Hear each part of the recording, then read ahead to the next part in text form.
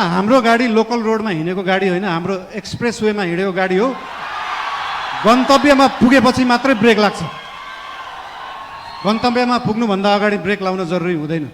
आज विभिन्न विशिष्ट अतिथिहरूले विभिन्न सल्लाह दिनुभएको छ, शुभकामना दिनुभएको छ, सुझावहरू पनि दिनुभएको छ, चिन्ता पनि लिनुभएको छ। सरकार भनेको त गाडी जस्तो हो, गाडीमा एक्सिलेटर मात्र होइन ब्रेक हुन्छ, ब्रेक पनि लाउनुपर्छ भनेर चिन्ता पनि मान्नुभएको छ। त्यस्तो चिन्ता चाहिँ लोकल रोडहरूमा हिँड्दाखेरि गाडी सिधा गइराख्दाखेरि कहिले लेफ्टबाट गाडी आउँछ, कहिले राइटबाट मान्छेहरू आउँछ। तर हाम्रो गाडी लोकल रोडमा हिँडेको गाडी होइन, हाम्रो एक्सप्रेस वेमा हिँडेको गाडी हो।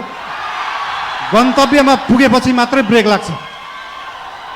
गन्तव्यमा पुग्नुभन्दा अगाडि ब्रेक लाउन जरुरी हुँदैन।